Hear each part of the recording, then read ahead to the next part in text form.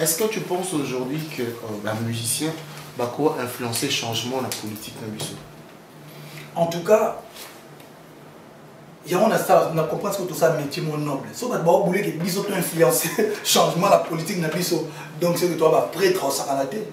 Nangana Pino, tu es que musicien mort t'a influencé le changement de la politique. Jamais de la vie. Moi, je suis avec le peuple. On a un peuple. On a un kin. On a un kin. On a un galerie. On a un bon.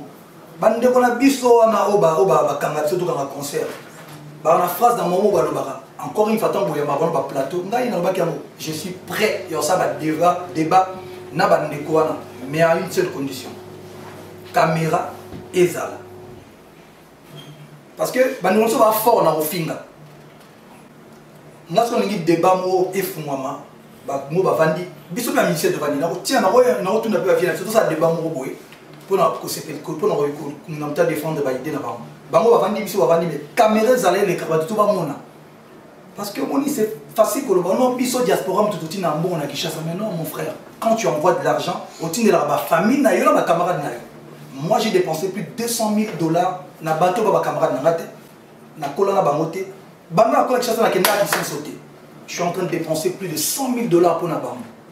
Qui m'a acquis bino to tina mbongo na diaspora otina na bandeko no to na papa ya western watinda batina bandeko na bango na ba master na bango batina to tini mbongo kita na bandal batu tuba wa oso ba mbongo na te batina la famille na bango na bandeko na bango mais moi avec ma fondation na ida bato na monani da dans de na ke no pesa ambulance 39 000 € na Goma na mona Goma te na ke na hôpital docteur Mukwege côté na bango ba doyo na ka mona Kivu Bukavu te. Et là, on a la salle où ils ont Saint-Jean-Baptiste de la salle na bandal. J'ai repéré l'école, on appelle ça Samba. Et là, on a la salle pour na wana. Hôpital, quand on a un ancien combattant. Viens ça y soldat, viens ça y commerçant. Na kena hôpital pour quand maman mo ba botaki. La 30 000 $ pour la maman ba kanga bon hôpital ba botaki. Est-ce que maman na ba maman na yebi on vous même pas. Na ki sens auto kei to moni. Mais puis d'eau pour tout fourrage. Tu as na minute tu as confronté un problème d'électricité. Ça dit bah plus d'eau on ça jamais sans électricité. Et écoutez ils sont plus de 15 000 $. Bah combattant bah on a tous ça fait 1 euro. À partir de là tu vas quitter un mot ezawana. Il y a artiste bah tcha bah mo pe bah tcha. To kangisango to ba na action to tcha électricité na licence. Na ba to licence na tcheli na baba ni ba dekonanga ni ba master nanga ni ba aussi. Jamais vous avez jamais vous avez découragé, jamais vous avez rien, jamais de la vie. Raté tout ça, non. On a la poteau depuis, ça fait 17 ans. On a normal. On a un poteau, on a grimace, on a la internet. Non. On a un moté. On ne te voit pas venir. Ça te révolte alors? Jamais de la vie. I'm good man. Oui, je pose une question. Non, une question aux gens bien. Toujours, always chilling. Et déranger pas tellement, mais réponse là, et peu ça va espoir, on a battu. Parlons pas de votre vie privée, mais il fallait pour pas orphelin quand même, des pères et des mères, aux appels à la vie. Comment tu ressens, même par exemple, ceux qui ils ont dévolé, peut-être qu'ils ont la montée, mais tu as aussi une famille quand même. Tant que quelqu'un qui dit parfois défendre le pays, défendre Cosmo, qui incite par exemple tes parents, toi qui es orphelin. Même si tu ne vas pas voir tu es l'artiste, mais tu as quand même ta famille. Aujourd'hui, un orphelin aussi peut se sentir dire que si c'était à ma place, quel message d'espoir, et l'on par face, il y a est-ce que tu te sens désespéré ou ça te fait aussi très mal le plus profond de toi? Non, moi je suis quelqu'un de très très positif dans ma tête et puis dans ma vie.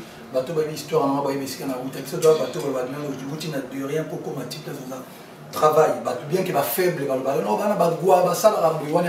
c'était ça, c'est le travail. Par contre, si on a money,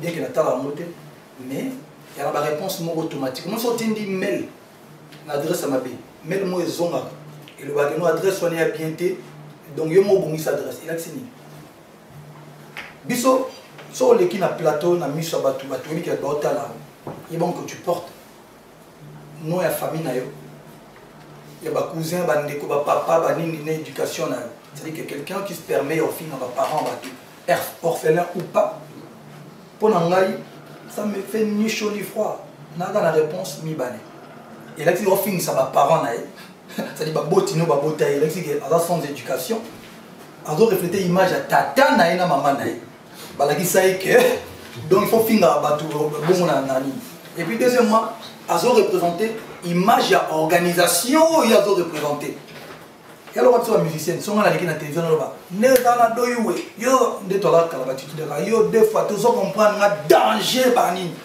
ba nous soit putain c'est musicien à zapper malamu c'est musicien là qui donc bateau ba zo finir net ba parents ba tout ça moi pour nanga je pense que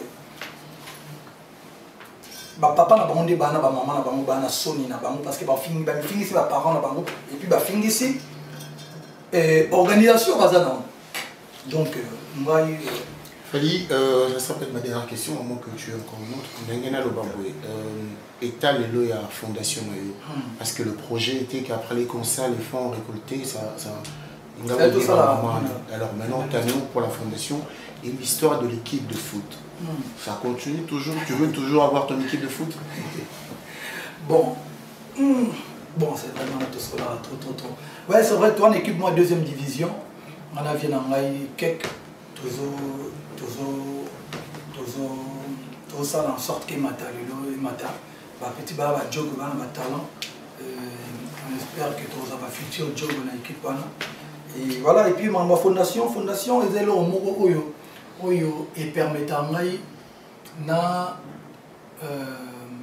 redescendre sur terre, na comprendre que en tout cas biso ba msusu toute la chance ya ko za na ba ko to bozolia bozoto na kino zotama na voiture na msusu ba souffrir on a le ba moni mutuneti ngai so kabini ngai par exemple $100 non c'était la fort parce que pour Kaba ils allaient bénédiction. Mais si on a par exemple dans Sina, on a une mère moko boy, on a une bande qui classe au Balia, il est $100. Je ne pense pas que bénédiction oyo soit dans ce pied, dans ce pied, il y a la fondation dans la Hermon, on a habité, il faut give back les Américains. C'est-à-dire, si nous avons il faut tout aider bateau, c'est très important. Il est très important pour aider bateau parce que biso to kola na banda lwana on va dire à 15h 16h on a déjà rebelle na parler donc on a ba master na plus entouré na ba master na ngai to kola belé oyo nazarana bango na ba donc le temps on a pu mikilia na équipe moi jeune ba master ba petit musu ba master to ba bango tout le temps bon même si ba master musu ko la rose a fait très mais bon c'est pas grave mais bon aider quand même fait rebit ba genre ba master bon. Donc, mais c'est important qu'on paie ça. Et puis une chose est vraie, fondation et Bima pour Namaramouya. Est penza des fondations.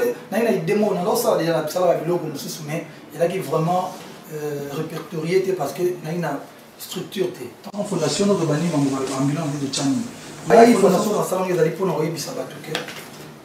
Même aux ans à 50, photos à tout comme $1000 pour aider Batou. Moi, j'ai ingénieur, très ingénieur d'ailleurs, très intellectuel, qui n'a pas classe, tout. Alors, que non, on a tout nié, personnellement, ça l'a ni pour la Congo.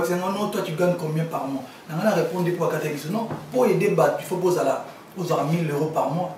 Même avec €100 pour aider Batou, parce que nous on a besoin de 1000 francs congolais pour aider. Donc, Batou, nous avons la fondation, Batou aider. Tout le bagage à traiter, tout est d'accord. Parce que dans mon attente, on a un comme ça, on va bloquer l'histoire. D'abord, question, on va rater. Tout ça, l'une des raisons, on a un problème, mais on a un problème, si on a un problème, on a un problème, on a un fort, on a un vous comprenez. Il faut savoir faire la part des choses. Chaque chose a son temps. Dans mon attente, on a un problème. Oh non, biso tozana tozobunda pona mboka pona peuple mboka eza bien te mboka na matanga ngana kola na bino Si on a parlé de l'attitude de Yarneni. Mawa. Pili, ça va dans la traite noire. Au Tiki Manif. Vous avez une attitude à. On fait anniversaire. On va faire comme ça, péter zaté. On va la péter. On va la route au repoussant. Mais il y a une attitude à la Congo pour gagner un problème. Acheter poudre, acheter lunettes, acheter chapeau, à l'ati devant la caméra, bon, on pensa bien. Donc, ils sont des tozawa, on a trouvé de la mboka. Par exemple, même Nathan, que son produit est télisaka. Pendant que mboka est en guerre, tu vas au téla. Vous comprenez? Il faut le bas. Parce que bon, il faut le bas. Ça dit, on ça va naître. Il y a un problème, il a un chapeau, il y a un label. Non, il y a un moka. Au téla. Il y a un attitude à Mawa, il y a matanga. Donc, les autres là qui tombent comme ça, moi, vous avez une attitude, moi. Non, il y a un problème de tout ça. Nous avons fait un souci donc pour sauver combien de personnes à quantième mais on a toujours. Ok, il fallait vous voir question de curiosité. À l'étranger, pas un de bébé. Personnellement, si je te connais quand même, tu fumes pas. Je ne fume pas, je ne bois pas. Ce qui n'est pas fréquent pour les artistes. Qui n'ont pas. Non, mais pour les Kinoko, nous avons style nous Kinoko, collègue nayo, génération Abino d'une part. Bangui, pour ne pas inciter les autres, il y a un choix. Non, Bangui, surtout whisky. Mais comment tu arrives? Parce que c'est vrai, il y a besoin d'un artiste, c'est belé, il faut mettre moi un podium, pour les cavouilles. C'est différent. Comment tu t'en sors en fait? Non, moi ça veut dire belé, il faut dire moi pli, moi whisky, ma vie est belé. C'est bon, moi, je suis en train de question moi, sérieusement, moi, nous avons des journalistes, c'est belé, nous avons beaucoup de émission. Et belé, les journalistes, nous avons beaucoup de mais, Babylone, en fait, nous avons besoin de nous avons booster. Nous avons besoin dans moi deuxième état second point à stress et qui m'aille. Mais là personnellement ça m'a fait ça la grâce à la beauté, à la fumaraté. On a l'habitude que nous avons super pour les capables surtout. Non, il y a des super nous avons beaucoup de talent, pour on a fait la salaté. Mais on a remercié, je suis reconnaissant, on a remercié Anza Mendapé Sangaï. On va la chance parce que non, on n'a rien, il l'autre côté.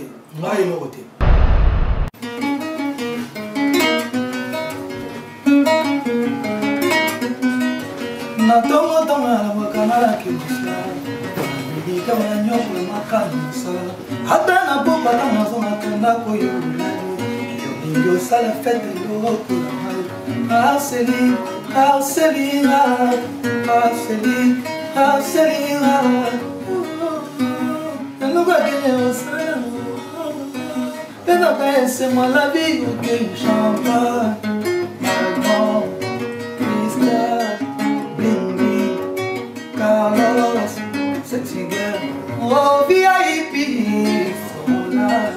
la vie est belle, la vie est douce, combat toujours, combat de tous les jours, parfois je suis sûr, parfois je doute, sweet life, sweet things, big drink things, big, don't drink forever. La vie, no, my life ain't that easy. I give my life too sexy. I didn't do it. There is no chick like I do you. See, I've been dreaming, now I'm living. Oh, baby,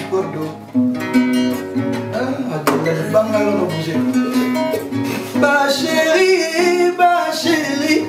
ba maman, ba maman. Elle a dit elle renouvelée. Elle a ado you. Elle a le charismatique Chatumba Pasteur.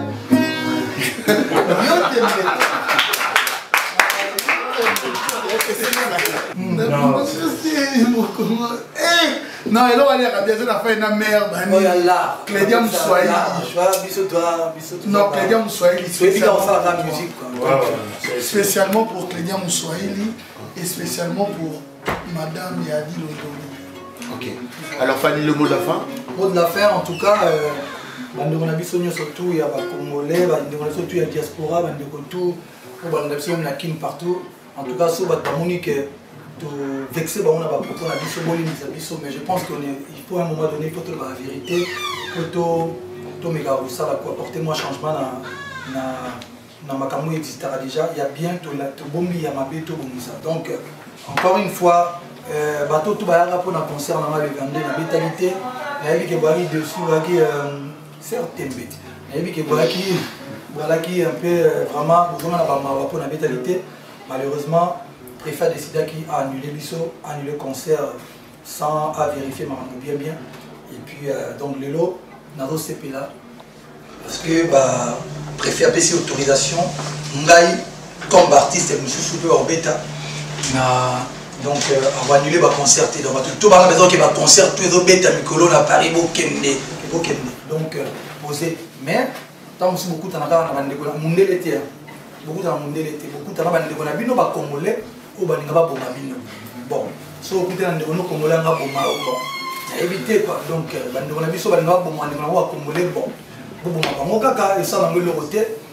donc voilà quoi. Mais tout le monde a très bientôt pour annoncer dans date de concert.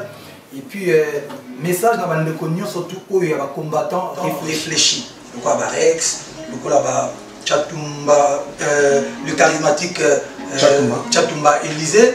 Et puis, il y a des jeunes qui sont combattants qui vont réfléchir. Il est temps, tout solo là, pour tous arrêter dans la guerre inutile, il y a entre bisous. Parce que ma moto a un message masqué. Tant que tu as un concert, peut-être sans Dieu, Olympia, beaucoup de l'été. Beaucoup de Congolais, Congolais. Alors, il faut être responsable de ça. Parce que pour après le Bakeo, Mindele, Rwandais, Congolais, TTT. Ils sont Congolais, pas Congolais. Voilà, parole du Cap la merveille, Sweetam, Hustler, Black Viking, King Ragnar, Love Brock, Mix, King Arthur, Tokos dans le bac, Bossombango. Tu as bien faire venir la merveille, Tokos.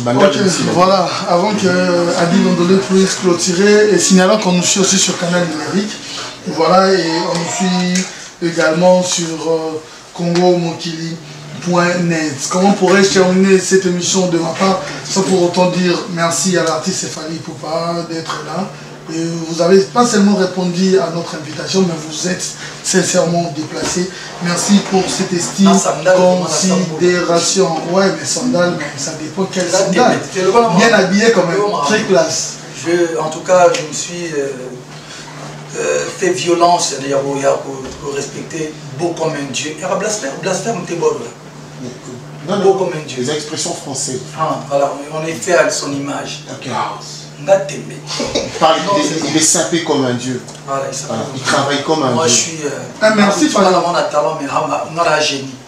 Merci, Fally, pour clôturer. Non, on a remercié, bien habillé. Bien habillé. Ah non, Jogi, merci beaucoup. Merci. On a remercié comme mon number one news.